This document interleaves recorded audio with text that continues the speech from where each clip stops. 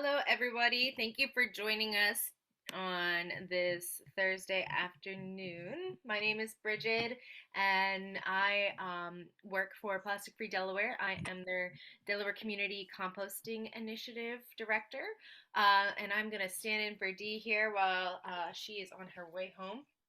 Um, but today we have an excellent presentation by Brian Moran. Hope I'm pronouncing that correctly. Yeah. From the Surfrider, um, is it Surfrider Associate?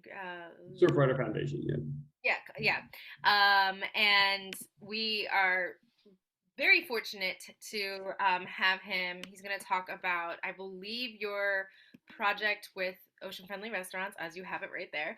And I'm very curious to hear. Surfrider does a lot of different work, obviously, with oceans around the country. I don't know. Do you expand beyond the nation? There are some that are outside the country. We have some in Puerto Rico, Okay, British Columbia, and then we actually have a few. They kind of operate on their own, but they're under our umbrella cool. loosely, in like Australia and Europe and things like that.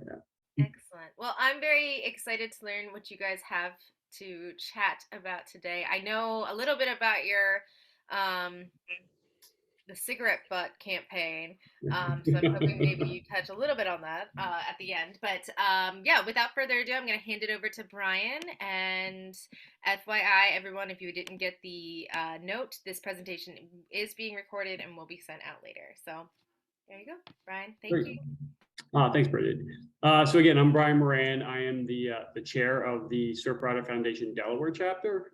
We are a national organization of roughly 170 chapters and clubs around the country, and again, some outside the country. And we represent that organization at the Delaware level, at the level of local level. So I'm happy to be here. I've been on a couple of these before. Again, we are partnered with Plastic Free Delaware Indeed on a couple of initiatives. We've been working really well together, and we were really happy that she asked for us to come and speak about this program, because this is a program nationally that is really important to us as we try to reduce plastics. That's a big push for our next 5-year kind of mission statement plan, however you want to put it. And so at the local level, that's how we would support this, is expanding this program. So we were really excited and happy to come and talk about this. One thing I know from working with Plastic Free Delaware is a lot of the people who are part of the organization or participate in these calls, a lot of you are in Wilmington or Northern Delaware, perhaps, definitely some in Southern and in Kent County, I'm sure, but just to let people know that, yes, Surfrider Foundation, we primarily focus on initiatives at the beach and along the coast. But one thing people need to realize is, while Delaware has 28 miles of coastline, and everybody thinks of that as basically Lewis to Fenwick Island, roughly, right? We really have 381 miles of total coast. So that includes the Delaware River, Delaware Bay, the ocean, the inland bays, the canal, Sandy Canal. All those areas are considered coast. And so we are trying to work to protect all those areas. Primarily, we work at the oceans and the beaches, but as everyone knows, things flow downstream. So what happens in the Delaware River hits the bay, hits the ocean, hits the beaches. So we are trying to expand our knowledge to a bigger audience. So again, we really appreciate Plastic Free Delaware letting us come in and speak today. So with that, I will get started about ocean-friendly restaurants and our initiative to reduce single-use plastics. Okay, so the Surfrider Foundation uses a 4-pronged approach to reducing the impacts of plastic pollution and ultimately stopping it at its source. This includes our Rise Above Plastics outreach and education. We do beach cleanups, we have ocean-friendly restaurants, which we're speaking about today, and our fight for changing policies. Ocean-friendly restaurants, and I'm going to call that OFR a lot of times just because it's ocean-friendly restaurants can be a mouthful, is a critical public-facing program that provides businesses with tools and support they need to make the switch from single-use to more sustainable products. Ocean-friendly restaurants was first launched in 2013 with our Huntington Beach chapter. The program quickly expanded throughout Southern California and Hawaii, becoming a nationally recognized program in 2018. OFR is a complementary to our Surfriders policy endeavors. as we engage with key stakeholders to showcase the benefits of eliminating single-use plastics and help alleviate any concerns around financial hardship or negative public perception that go along with switching from single-use to reusable products. Through annual review and criteria adjustment, the OFR continues to nudge restaurants in the direction of zero waste while considering policy advancements and aligning with those latest priority campaigns. So again, we know that there's a perception of this can be costly to restaurants and into that industry, and we do work with them, and you'll hear about this later about how to reduce costs by making the switch. We do recognize restaurants that are committed to cutting out wasteful single-use plastic and offer a simple, straightforward framework to help them make sustainable choices for our oceans. So this is a program that's been around for a while and it's going through some recent changes to actually make it more structured and more simplified and easier for restaurants to participate.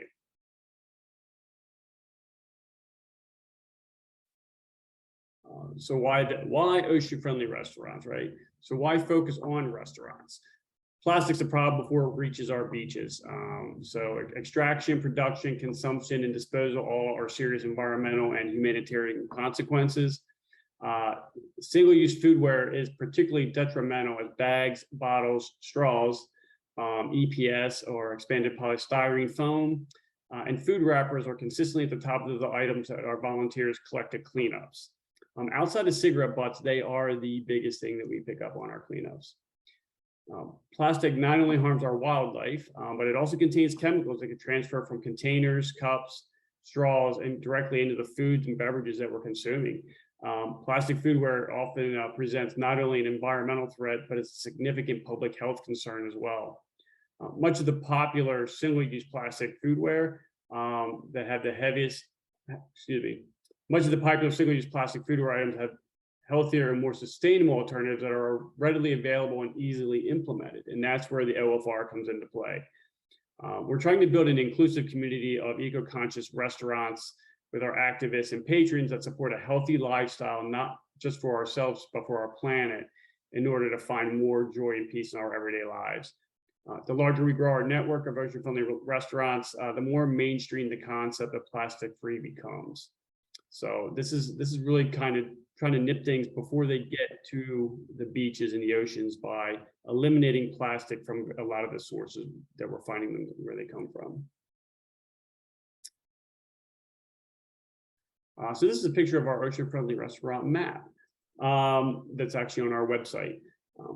So one of the best parts about the Ocean-Friendly Restaurant Program is an incredible support network for restaurants, right? So Surfrider's chapter network, which again, like I said earlier, we have 170 chapters and clubs, is key to the success of this program.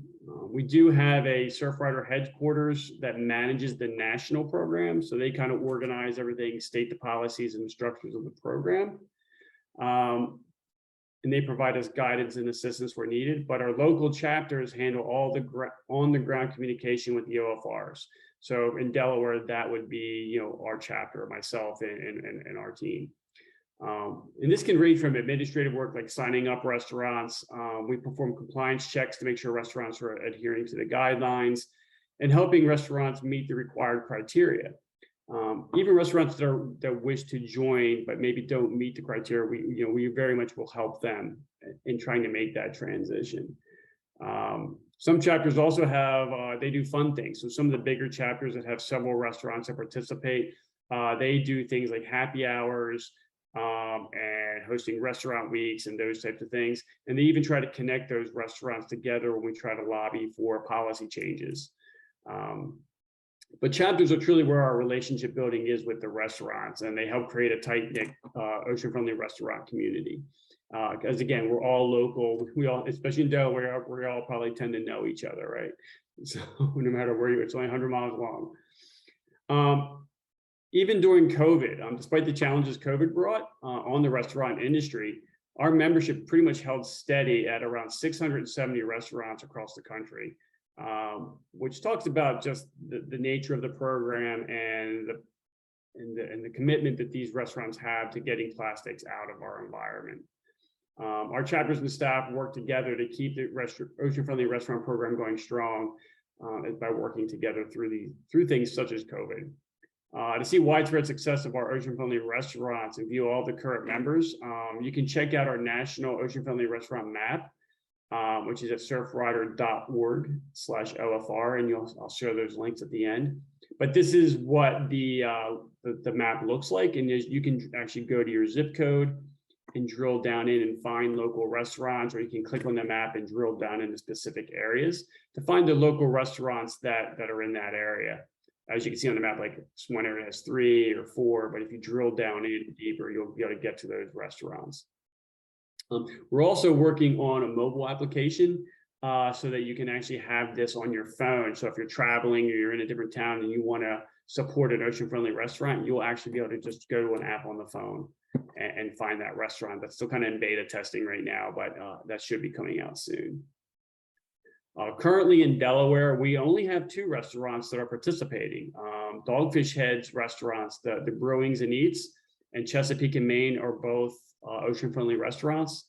And later on in the presentation, we're going to hear from a member of Dogfish Head staff to talk about their transition over to adopting these programs.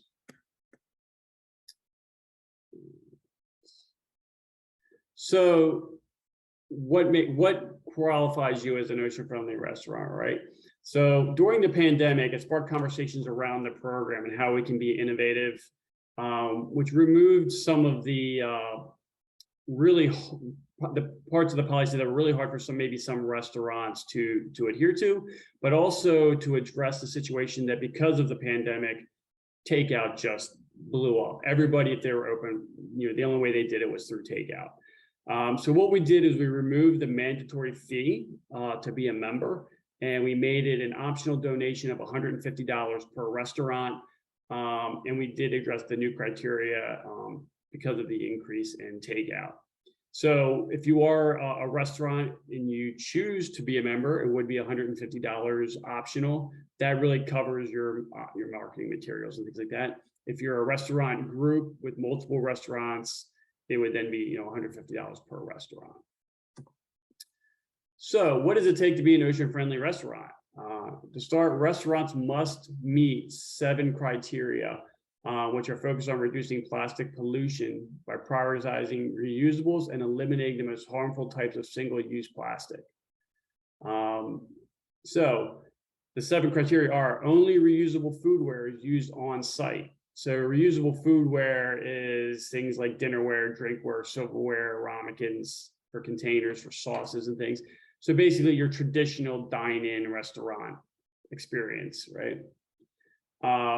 Paper straws are provided only upon request.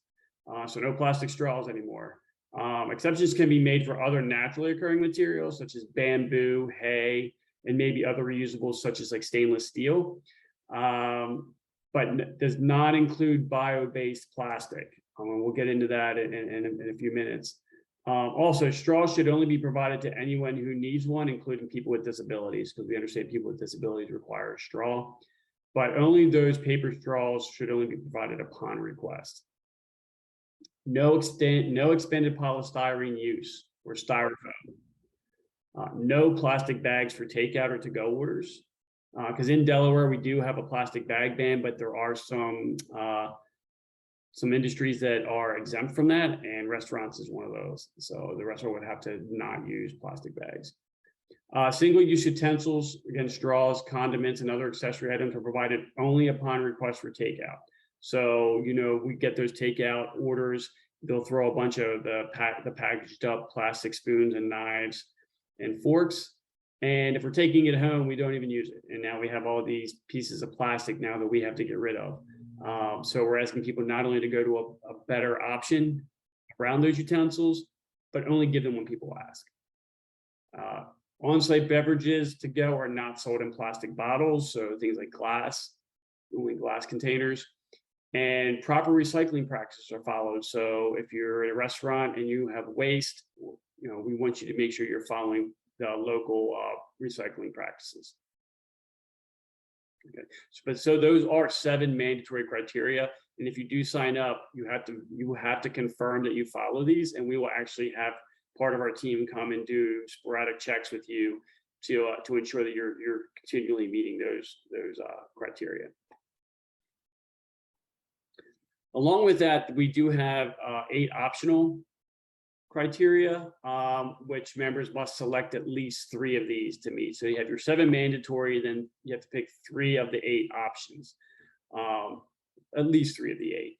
These expand beyond plastics, but include energy and water conservation, more sustainable food offerings, as well as food waste composting. So things like a discount is offered for customers with a reusable item, like, if they bring their coffee cup in and you're going to refill it and you give them 10% off. There's some restaurants that actually allow people to bring in their own to-go containers. They'll keep the food warm on a regular plate, then put it in the customer's container and they can take it out.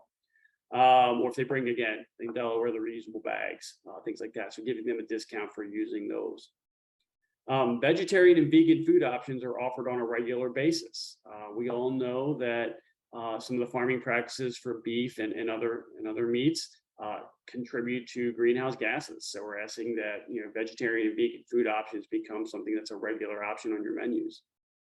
All seafood is best choice or good alternative is defined by Seafood Watch, or no seafood is served at all.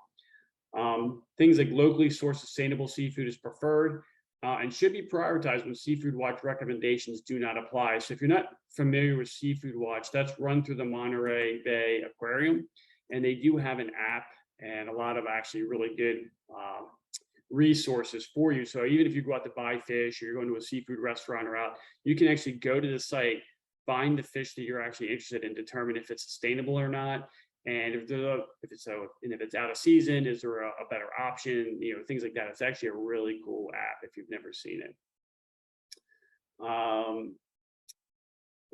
Again, another one's water conservation and pollution mitigation. Pollution mitigation is implemented.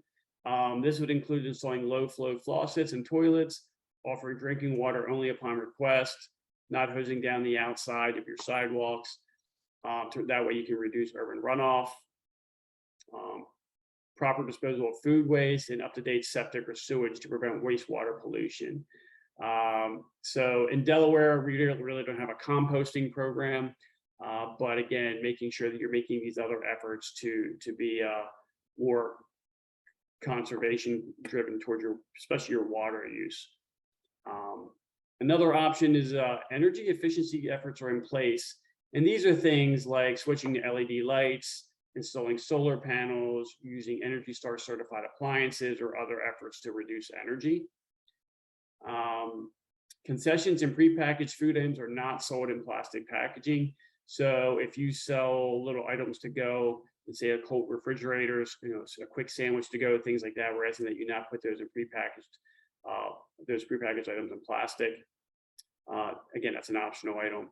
Composting efforts are in place for food waste. Again, unfortunately, Delaware does not have a composting program for businesses, but there are some areas it's becoming popular. Ocean City has a very good program, actually, Ocean City, Maryland.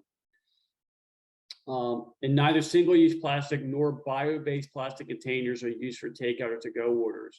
Reusable containers are preferred. Again, bioplastics is a big issue. People think that they're being safe and they're being really trying to get rid of plastics, and these bioplastics really are an issue.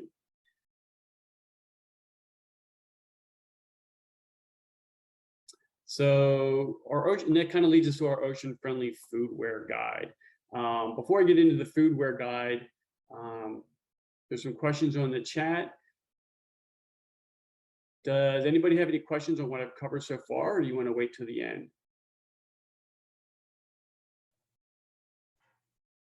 Hey, Brian, it doesn't sound like there's anything right now, so we can wait if you want. Oh yeah, for sure. I know I've been going. I don't want to forget anything. I put some links in there, but I don't think there's any questions per se. Okay. So again, we're talking about the bioplastics, right? The bioplastics actually aren't as great as they come out to be.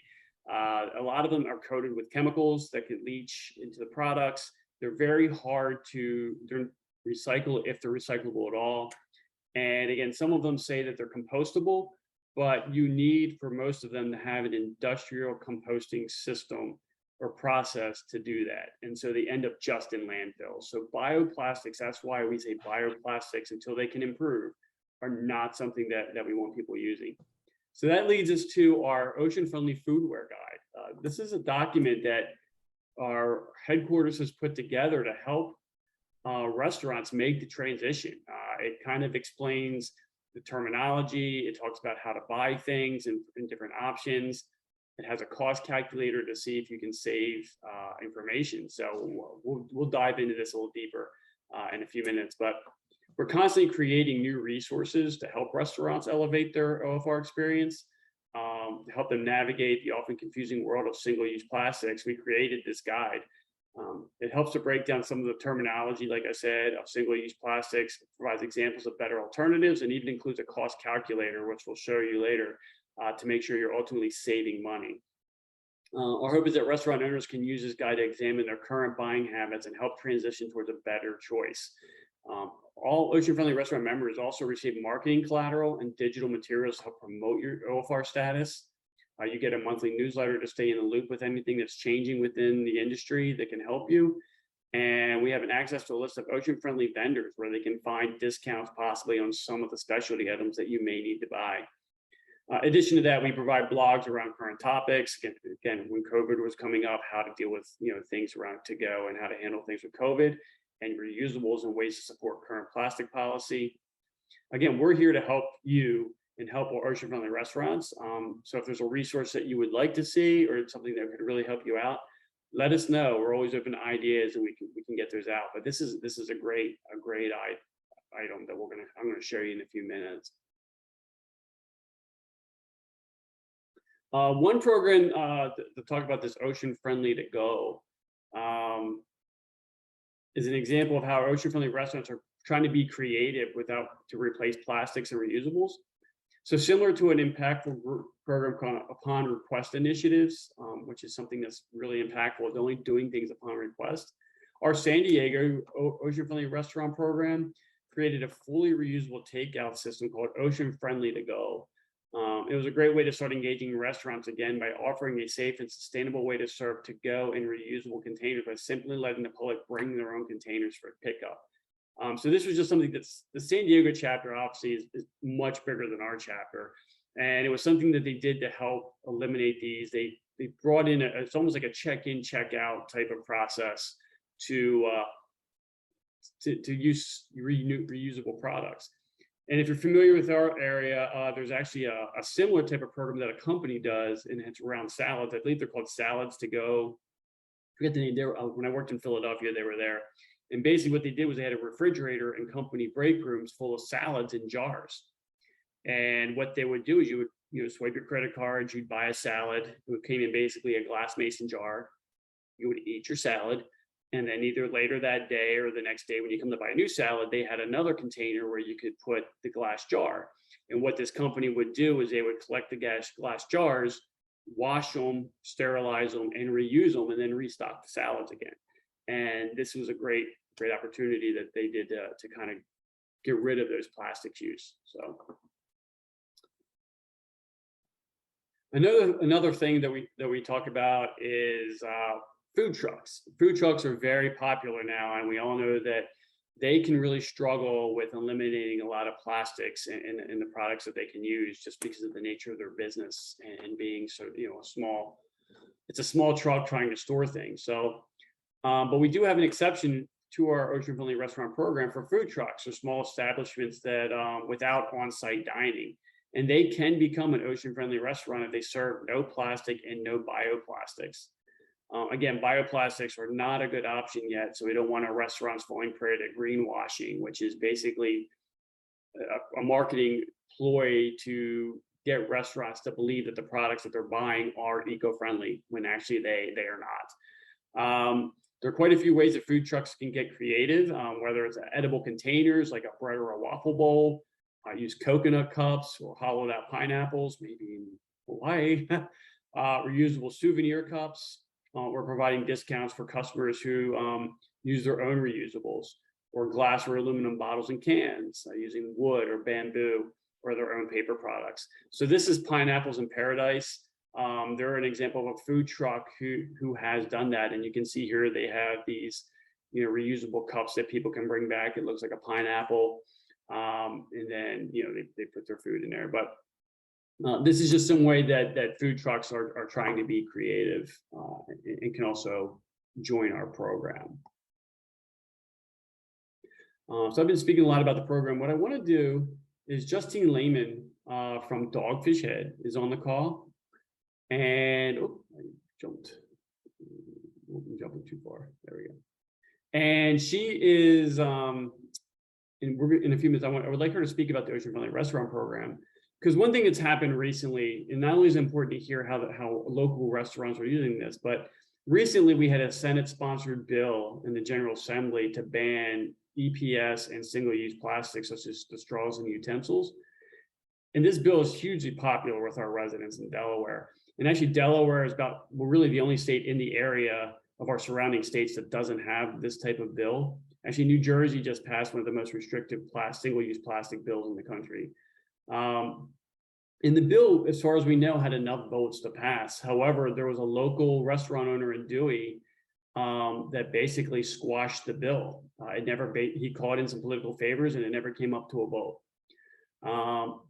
But we're taking the approach, we're not publicly shaming this restaurant owner. We'd like to take the approach of educating restaurants instead and talking to them about the impacts of their use of plastics and how to maybe make this transition. So we'd rather build a coalition than go out and bash and shame people. And so that's the approach we're trying to take. And our hope is that by doing that this restaurant and other restaurant groups will sign up for the Ocean Friendly Restaurant Program and help us get this bill pushed through in 2023. So this is where I'd like to have Justine talk about how ocean friendly restaurant practices are being adopted by Dogfish Head Brewing and Eats in Chesapeake and Maine. Great partners. Dogfish Head is just a great partner of our organization. So if I could just give her a few minutes to share their experience, that would be great. And just to let everybody know, Justine was actually our former Ocean Friendly Restaurants coordinator before Dogfish Head took her on and took all of her time. But it's great to have her on the other side to help us out. Before Dogfish consumed my life. Hi guys, thanks for inviting me, Brian. Always happy to talk about, I say nerd out about our green initiatives here at Dogfish Head. Partnering with the Ocean Friendly Restaurant Program was kind of a no-brainer for us. We actually had a lot of these practices already implemented on our properties, just because they aligned with our overall sustainability efforts at Dogfish as a whole, and also because we're about 6 blocks from the beach. So I think that, to Brian's point, saying that we really do focus on our coastline here. In coastal Delaware, it's obviously a lot easier to see those effects because we live in that environment. We see the effects of those efforts, and also we participate in beach cleanups. So we're picking up those cigarette butts and those single-use plastic forks and spoons and things like that. So Chesapeake and Maine is our seafood and cocktail focused restaurant. If you folks haven't been to visit us, please feel free to come down to Rehoboth. The off season's quickly approaching, which is usually when we start to see everyone that lives in Delaware. So we have a lot of these practices that we focus on at C&M, specifically how we source our seafood. It's really important to us. We could probably tell you, the names of the boats and the fishermen that we get a lot of our seafood from. Our oysters, we know our oyster farmers by name. We participate in a great program called Don't Chuck Your Shucks, which also aligns with Ocean Friendly Restaurants. It's an initiative by the Center for Inland Bays. So we recycle all of our oyster shells. We have no single-use plastic on property at all. All of our takeout containers are paper-based. Our straws are plant-based. Our plastic cups are corn-based, and they have been tested by yours truly. If you let them sit in the sun too long, they will melt. So a lot of things that we do in-house, again, align with the practices that Brian has gone over, and trying to get a lot of our other restaurant friends here in the area to rally to join, because again, in this area, it is kind of a no-brainer to take on those practices. We found that it was a very easy transition for us. Yes, some of these items do cost a little bit more money in the sourcing area, but that's something that we're willing to take on as a company because it's important to us to have those items in-house. I chuckle because our aficionado of sourcing is sitting right next to me, and the hours that we have spent combing our purveyors for items that align with these practices are countless at this point. So yeah, we have a lot of these, again, practices. We're always looking for new ones. We've tried composting. We have a composter on site, got a little out of hand with our first round, but we gave it another go. We have a courtyard that we try and grow herbs that we can use in cocktails. And we found that once we started getting a few of these practices under our belts, some other ones kind of just came along with the territory and they were easy to implement.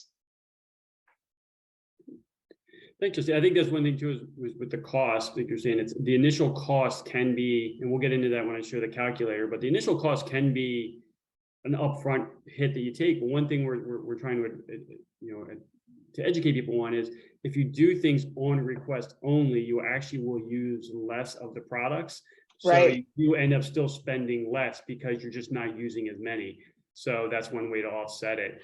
Yeah, we were sure that during COVID, when we were doing a lot of takeout, like you were saying, that for our online ordering process, we put a little request option that guests could check if they did need silverware.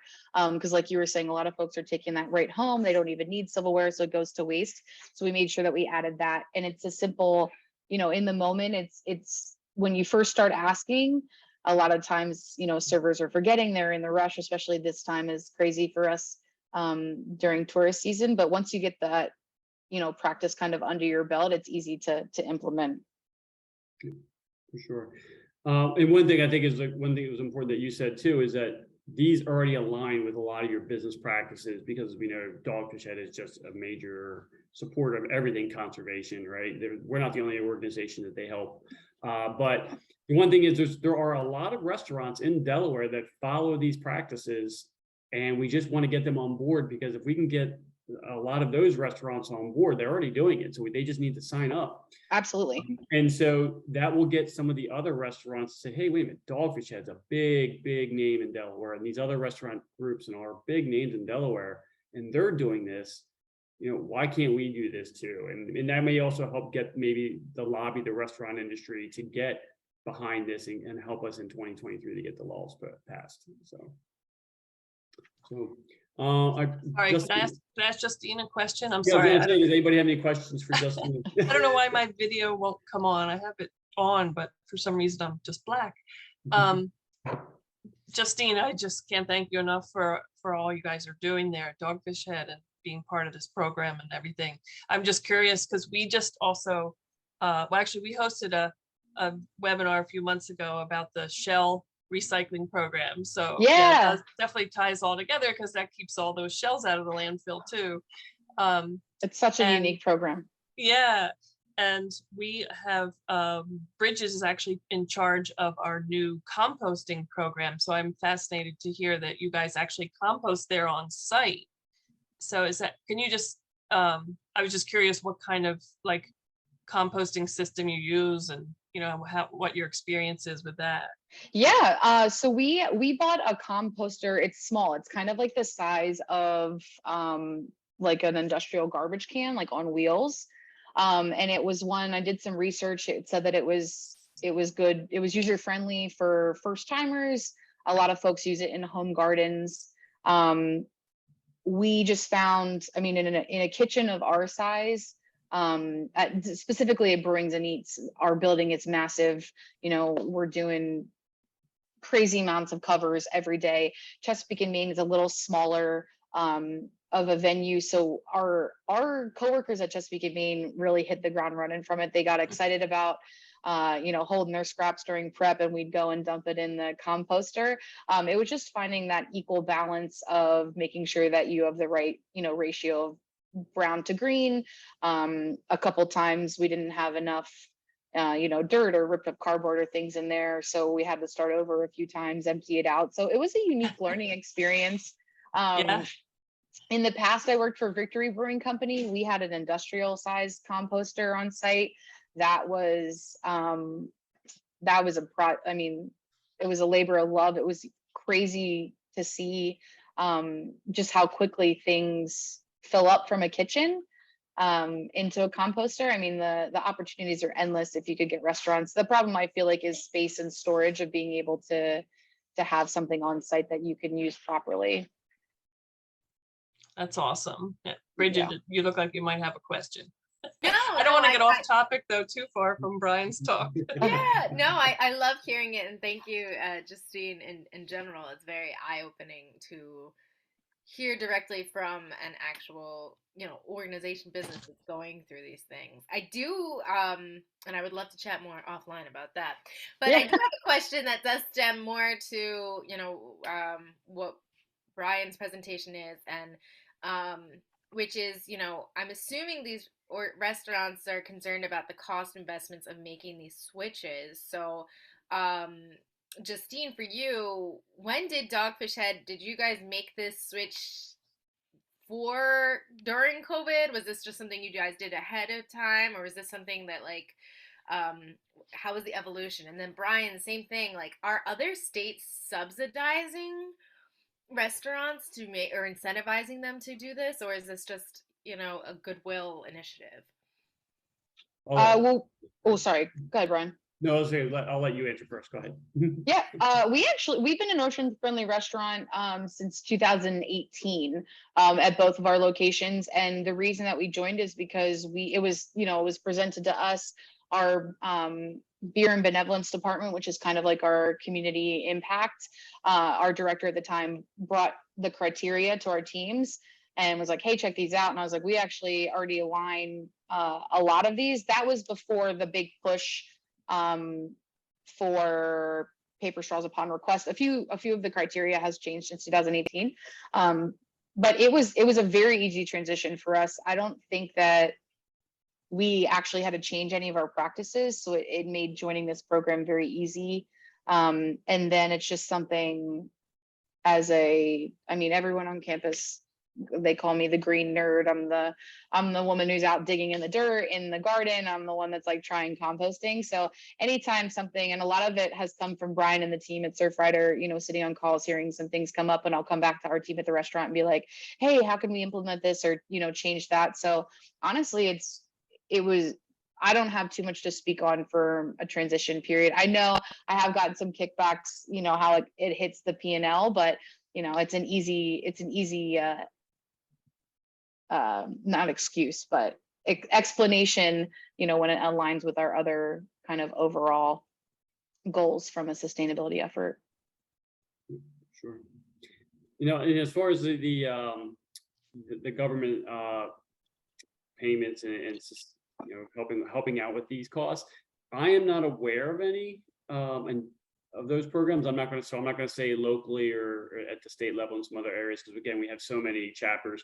I'm not sure. I'm not aware of that, but I can always check if that's something that people were interested in. Obviously, in Delaware, I don't think that's happening at this point. But yeah, so answer that.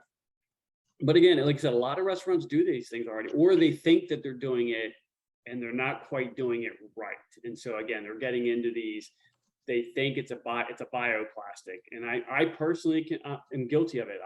I'm a K-cup user because there's only two of us that live here. Making a pot of coffee was a waste, and so we used the K-cups. And I was like, wait a minute, this is even before I was involved in all this. And I was like, we're throwing a lot of plastic away.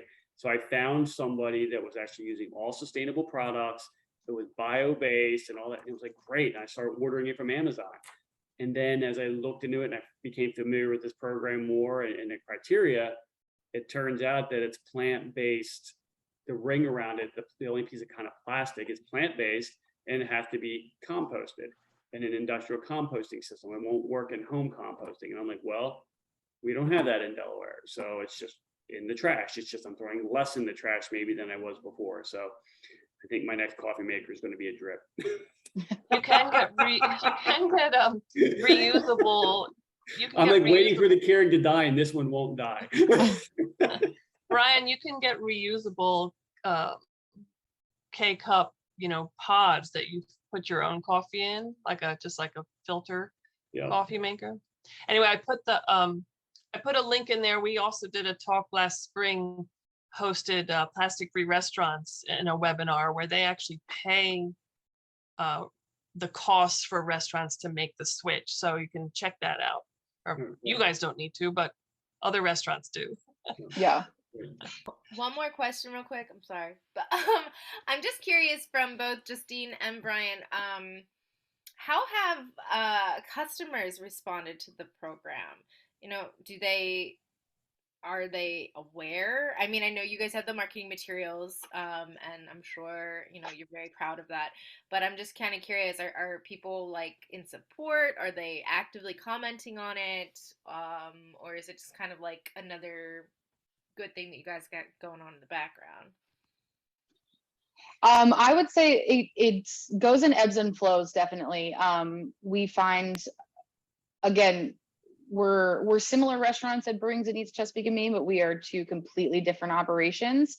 Brewings and Eats is a cranking machine. A lot of those guests are in and out. They don't even notice like what's around, like, you know what I mean? Like we do have the ocean friendly restaurant logo on our menu, so it's always there to ask questions if guests have it.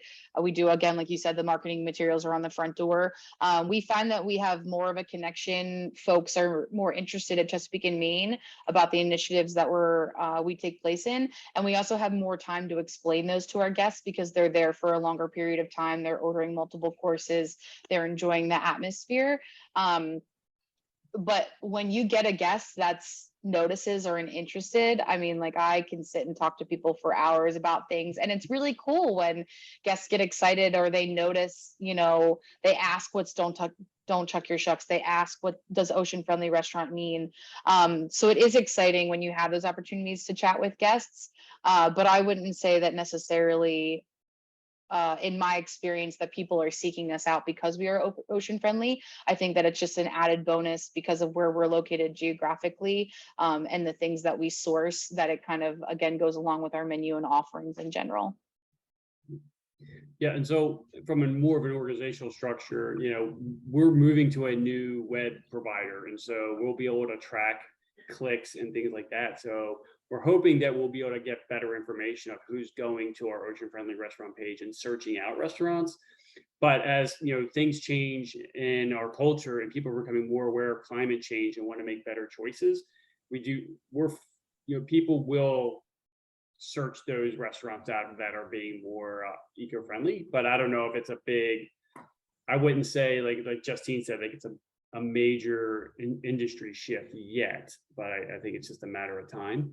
And again, as we get more people educated, I think it's going to be better. So, but hopefully we'll have better statistics when we go to our new website. Maybe we can really have better tracking statistics.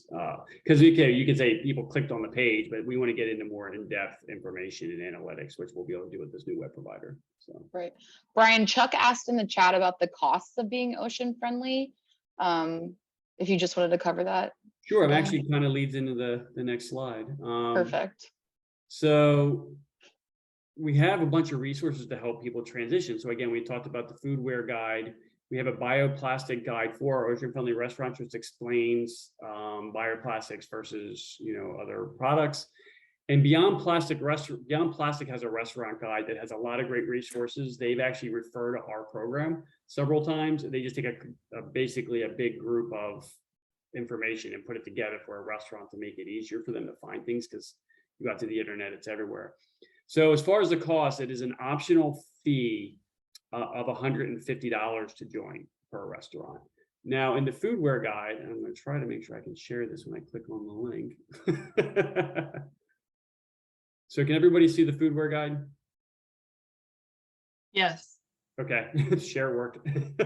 So again, you can see, I'm not going to go too fast with this, but you can see this has a lot of information about it. It has the terminology, the buying guide, best choice alternatives. It talks about different takeout containers in different companies. And so as you can go through, there's a lot of information here, but as you get to page 15, again, I don't want to scroll and make everybody dizzy. So you kind of get into the cost and benefits, and it breaks down. And like, what's my break-even point, or how do I benefit? How can I find if this is going to be beneficial for me? So here's an example of a calculation. So Rethink Disposable has a foodware calculator that if you go into our document and you go to the site, you can actually go in and input your information. And it starts breaking things down, your annual cost savings after a payback period. It helps you really figure out how and when can I actually break even on this, because the initial cost potentially will be more to go from plastic or these styrofoam containers to these plant-friendly, eco-friendly products. But what will happen, or reusable products, but what will happen again is if you're doing things on demand, your cost gets reduced. And if you start doing certain things within the programs, you can actually reduce those costs. So this calculator actually will help restaurants do that. And that's part of our foodware guide. And again, it has different worksheets that kind of give examples to help people through it. And then again, how to interpret your results.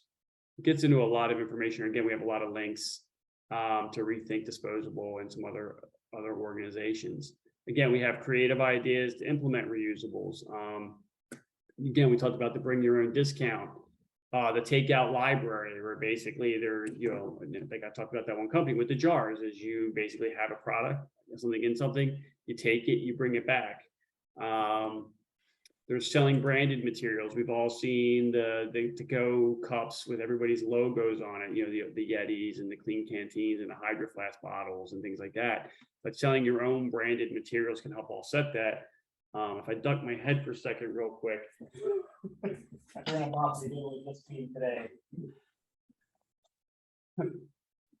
These just came today. So that's why I didn't have it quite ready. But we're going to be having reusable stainless steel straws for people. And we're debating whether we're going to give these away or sell them for a very low price. But it has, oops, sorry, I grabbed this. Yeah. So the straw has a cleaner. It's got a silicone tip. It's not plastic. It's all stainless steel. And it comes in a nice little canvas carrying bag that we've labeled, with our logo. So there's a lot of things like that you can do. And then there's even, again, passing on the cost, obviously, to your customers. Hopefully that's not something that people will have to do, but that's out there. Again, there's a lot of different ideas in this program and this worksheet. This food guide is a great resource. Another resource we have is our bioplastic guide. This is like a 2-pager, and if you're an ocean-friendly restaurant, this will show you, again, just kind of talks about bioplastics and really the truth about them and why they're not recyclable. They don't really compost. They actually maybe are mixed with other plastic materials, or they're coated with things. So with things that, chemicals that can leach into your food. So, this is a nice little short guide that we give to our member restaurants to help them navigate through that process. And again, Beyond Plastics, I'll add these links into the chat. But if you go to Beyond Plastics, they have a whole website. But one of the things they have is you could download their website, their web resolution guide. You can get it as a print. And then it kind of goes through, I think I can do this one, the web one. And if you go through, again, it's a long document, it's 50 pages, but it refers to a lot of other programs. They basically have taken all the information from our program and other programs and pulled it all together and talked about a lot of the things that we've talked about today. So again, this is a nice resource also that's available out there on the web for people and for restaurants to really take a look at and how they can make the transition. The transition is easier, and Justine, maybe you can speak to that. I think the transition is easier for restaurants than they think. But again, if you've worked in the restaurant industry and you're successful, or you're busy, you work, there's a lot of hours you're working. And I used to work in that industry when I was younger, and you do work a lot of hours, and sometimes they just don't have the time to research it, I think. Where if they did have someone like Justine who can research these things for them, they would actually find that it's actually fairly easy for them to do. Definitely. I was going to say initial research for sure. And then just with sourcing, I think that we're still kind of clawing out of post-COVID world when we've had a lot of supply chain issues. And so being able to consistently source, those specific items that meet your criteria have been a little bit of a challenge for us for sure. One more thing on my end, Brian, sorry, Chuck asked if Samuel Adams has any conservation sustainability initiatives. If you folks don't know, Dogfish is now part of the Boston Beer Company. So we're sister company to Sam Adams, Twisted Tea, Angry Orchard, a couple other Truly, things like that.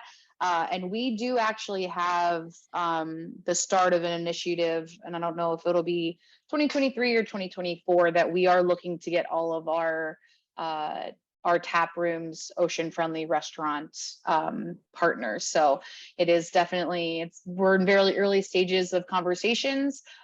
We are the only full-service restaurants in our portfolio. All of our other locations are tap room. So they do have more single-use products. A lot of them are switching to some trays and things like that. So we are working on that initiative. So it is becoming a company-wide desire to make sure that all of our properties are aligned with these practices as well. Does anybody else have any other questions? I have one or two I was saving till the end, so I didn't want to interrupt you if you were still presenting. Oh, no, sure, go ahead. No, because we're pretty much towards the end. Okay.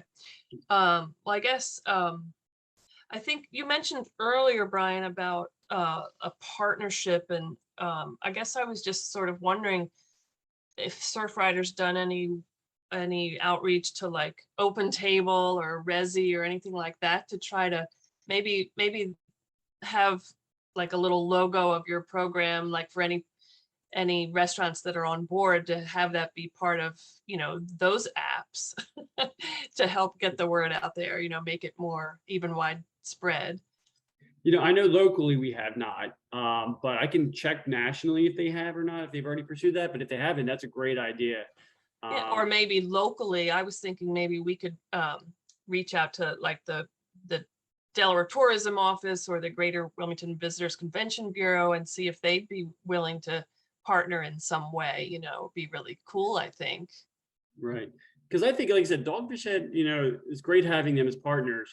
But I think that getting it out there that even people see that Dogfish Head is a partner, I think would be huge for other restaurant groups to see this and that they're already doing it and get them involved. And I think when you start getting involved with, like I said, if you can get Resi and Open Table and these other ones to help promote that these restaurants are involved, it would be huge. I can tell you there were, like you said, we talked about how there are, close to 700 restaurants that were in the program. Mm-hmm. A lot of them are going through renewal because of the changing criteria of the 7 mandatory and the 3 optional criteria. I know they're trying to do something also that if someone does all 7 mandatory and all 8 optional, they're doing something like a platinum level. Mm-hmm. Right. They're thinking about doing something like that because that's really hard for some restaurants to get all 15 of the criteria. But yeah, so if we could do that on some of those apps and then again in visitor guides and things like that, I think it would be a great thing.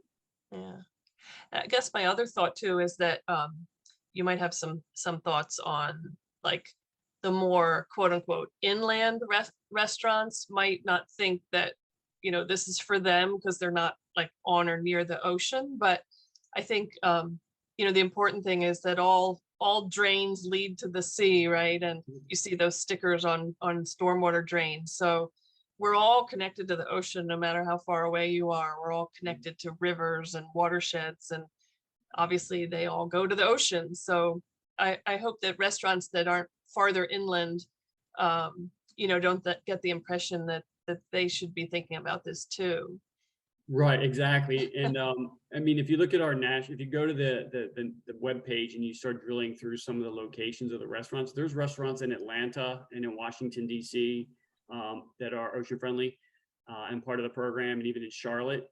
So, but like I said, everything flows to the sea, and that's one thing, because Delaware is such a small state. We are a coastal state. The entire state, we think about the river, the bay, and the ocean.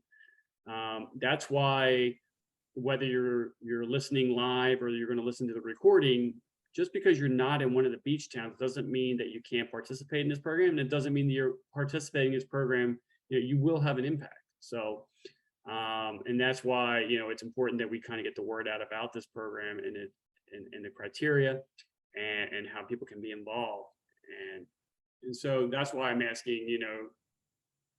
Oh, I gotta get rid of that slide.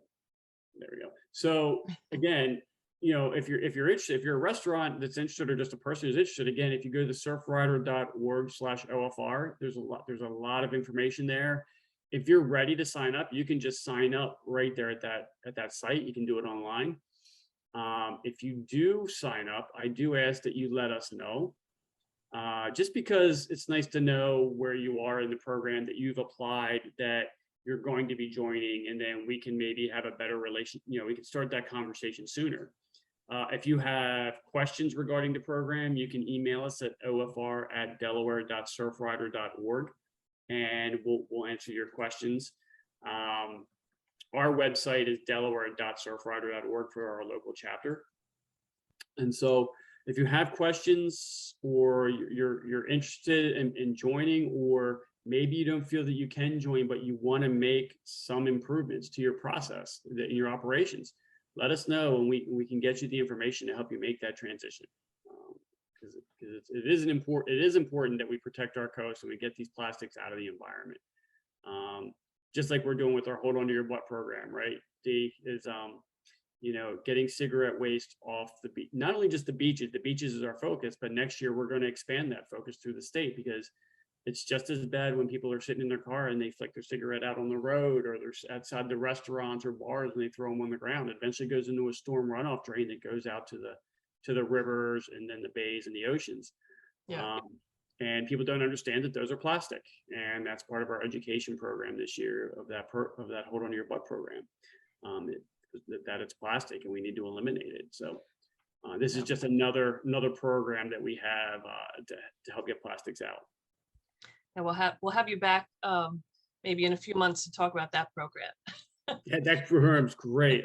People love that program. They love the program. They love the logo. And we love partnering with you guys on that. So I just had a homeowners association in Lewis email me this morning, and he wants stickers, brochures, and pocket ashtrays for that program, because they have their waterfront to the Lewis Canal, and the people come in on their boats, and there's cigarette butts everywhere. Huh. And we're like, boom, done. We'll have them to you this week. Awesome. Well, let's have you back on, and we'll talk about that program Sure. at a future time.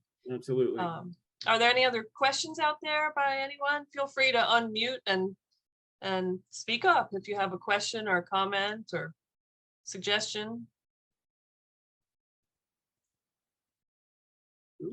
Otherwise, I might ask, just if Justine has a couple minutes, maybe you and Justine can stay on. I'll turn off record, and would love to ask you guys a question. If there aren't any other questions, I guess we'll call it a noon for restaurants sometimes can be tough. So hopefully a lot of people Yeah. starting, and we'll get the recording and we'll reach out. Yep. Yeah, and we'll post this recording on our YouTube channel and send it out so you guys can share it too, and send it around like through our e-news and whatnot. So hopefully, and also we did have plastic-free restaurants on, as I said, a few months ago, and they're looking to give away money in Delaware. So I hope combining these two programs would really, hopefully we can get a few more restaurants added to your list in the next year. Absolutely. Be great. All right. Thank you. All right. Well, Brian, thank you so much. Thank you. Thank you. It was great. I'm going to stop.